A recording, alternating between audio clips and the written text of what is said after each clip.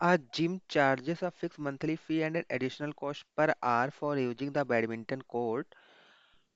Gym है उसका एक फिक्स मंथली चार्ज है एंड बैडमिंटन कोर्ट का जब आप यूज करते हैं तो उसके लिए एडिशनल उसने फी रख रखी है, राइट?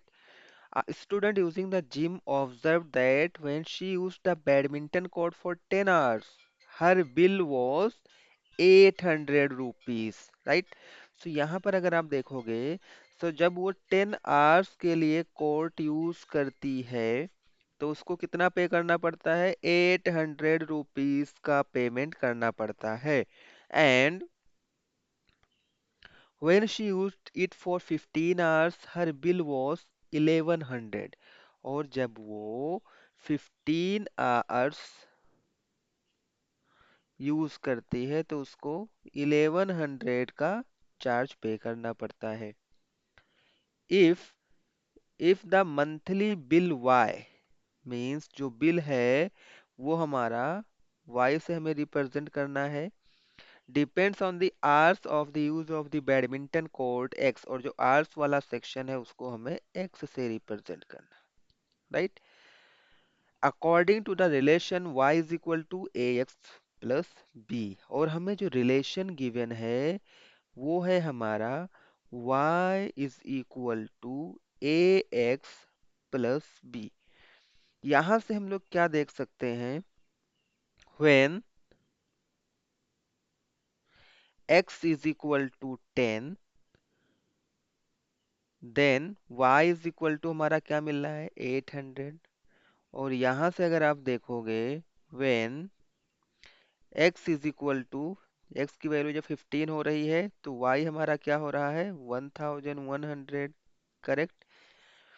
पहले बार हम क्या करेंगे?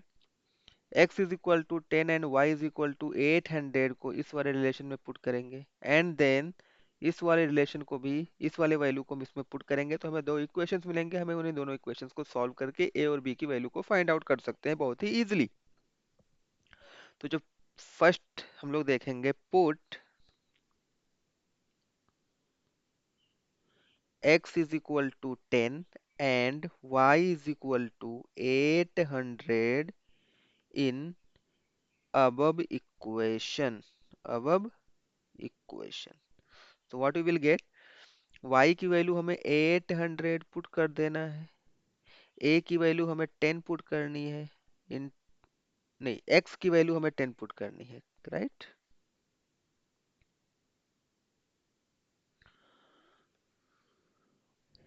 a x की वैल्यू 10 आ जाएगी प्लस b। इसको अगर हम थोड़ा सा रीऑर्डर करके राइट करें तो it will give you 10a plus b is equal to 800। Let's say this is equation 1, correct? अभी हम क्या करेंगे? पुट, अभी इस वाले वैल्यू को हम लोग पुट करेंगे। So put x is equal to 15 and y is equal to 1100 in equation y is equal to ax plus b। So y हमारा है 1100, a की वैल्यू क्या है? हमें अननोन है a, x की वैल्यू है 15 प्लस b। सो ये हमारा हो जाएगा 15a plus b is equal to 1100। Let's say this is equation number 2। इन दोनों इक्वेशन को हमें सॉल्व करना है। इसके लिए मैं क्या कर रहा हूँ, इक्वेशन 2 में से हम इक्वेशन 1 को सब्ट्रैक्ट करेंगे। क्यों सब्ट्रैक्ट कर रहा हूँ? क्योंकि यहाँ पर b है, यहाँ पर b है, दोनों का कोफिशिएंट सेम है। तो जब मैं सब्ट्रैक्ट करूंगा तो ये दोनों कैंसिल हो जाएगा, right? So subtracting equation 1 from equation 2, subtract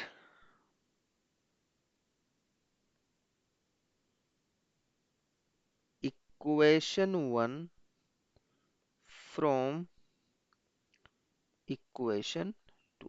चलो सब्ट्रैक्ट कर लेते हैं। तो इक्वेशन 2 हमारा है 15a plus b is equal to 1100,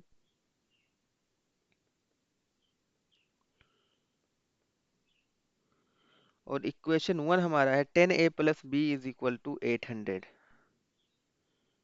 10a plus b is equal to 800। इन दोनों को हम माइनस कर लेंगे तो साइन चेंज हो जाएगा। 15a minus 10a will give you 5a, और ये plus b minus b cancel out हो जाएगा। 1100 माइनस 800 विल गिव यू 300, राइट। यहाँ पर इस वाले साइन को कंसीडर करना है, राइट। यहाँ पर देखो ये प्लस है, इसको नहीं कंसीडर करना है, इसको भी नहीं करना है। यहाँ पर कुछ नहीं है तो प्लस है, तो इसको भी कंसीडर नहीं करना है। जो ये नीचे वाला साइन है हमें इसी को देखना होता है, करेक्ट। तो यहाँ से हम a की वैल्यू इजीली फाइंड आउट कर सकते हैं। a is equal to 300 divided by 5। 5 1 जा 5, 6 जा 30 एंड 0। तो यहाँ से हमें a की वैल्यू मिल जाएगी 60। a हमारा क्या हो गया, 60 हो गया। a की वैल्यू को हम किसी भी दोनों इक्वेशंस में से किसी भी एक इक्वेशन में पुट करके b की वैल्यू को इजीली फाइंड आउट कर सकते हैं। सो पुट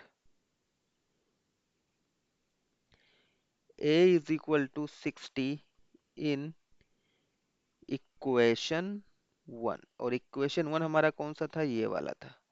तो 10, a की वैल्यू क्या है 60 है, plus b is equal to 800। So it will give you 600 plus b is equal to 800। तो यहाँ से हमें b की वैल्यू मिल जाएगी 800, और ये प्लस 600 दूसरे साइड में जाएगा, it will give you minus 600। So b की वैल्यू हो जाएगी 800 minus 600 will give you 200। And we have to find out the value of a and b, right? So therefore a is equal to 60 and b is equal to 200. So this is the answer of this question. I hope you like this solution. Thanks for watching.